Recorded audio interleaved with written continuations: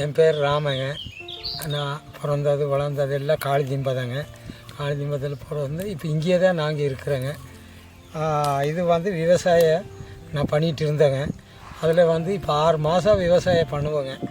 6 மாதம் இல்லைங்க, ஏதோ கூலி வேலைக்கு வெளியே தான் போகணுங்க. சீமார் பில்லோ ஏதோ ஒன்று, நெல்லிக்காய் கடுக்காய் இது மாதிரி இதுக்கெல்லாம் போகிறோங்க. போயிட்டு வர்றதுக்கு எப்படி இருந்தாலும் 5 மணி 6 மணி ஆயிருங்க. அதான் சேர்றேங்க. இப்போ வீடு நிறுவனத்திலேருந்து எங்களுக்கு போரும் போட்டு கொடுத்துருக்குறாங்க. இன்னுமேல் அப்புறம் சோலாரும் போட்டு கொடுத்துருக்குறாங்க. இன்னுமேல் எல்லா வேலையும் செஞ்சு தர்றேன்னு சொல்லியிருக்கிறாங்க. எங்களுக்கு ஒரு 6 பேருக்கு போர் போட்டு கொடுத்துக்குறாங்க. போர் போட்டு கொடுத்துக்குறாங்க, சோலார் போட்டு கொடுத்துக்குறாங்க, பக்கத்து காட்டுக்குன்னு போட்டு கொடுத்துக்குறாங்க.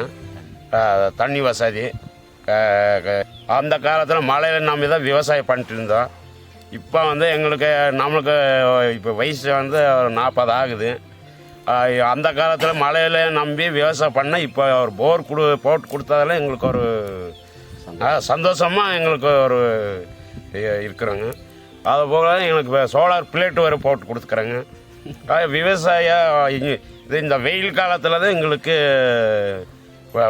வேலை ஒன்றுமே இங்கே எங்கள் ஊரில் வேலைக்குன்னா நடந்து தான் பஸ்ஸுக்கு போகணும். பஸ் வசதியும் இல்லை.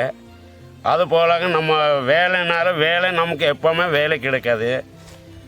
ஏதோ வேலை கிடைச்சா ஒரு வாரம் கிடைச்சா ஒரு 2 மாதம் வேலை கிடைக்காது.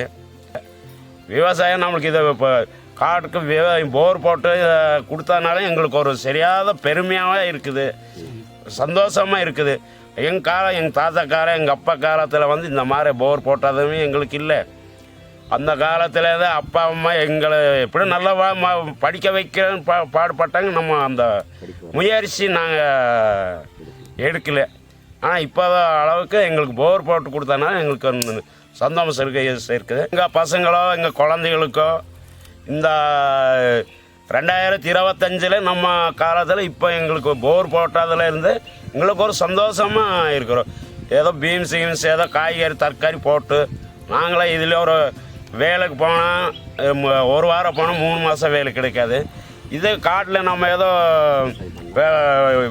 பீன்ஸோ காய்கறியோ ஏதோ தக்காளியோ வெங்காயம் இந்த மாதிரி போட்டால் ஏதோ நம்மளுக்கு ஒரு காசாய்க்கும் நமக்கு ஒரு பெருமையாக எங்களுக்கு இருக்கிறோம். எல்லா மக்களுக்கும் இந்த நம்ம ரீடு நிறுவனத்தால் எங்களுக்கு போர் போட்டு கொடுத்துக்குறாங்க. இது எங்களுக்கு ஒரு நன்றிங்க ஐயா, ஒரு சந்தோஷமாக எங்களுக்கு நன்றி வணக்கம்.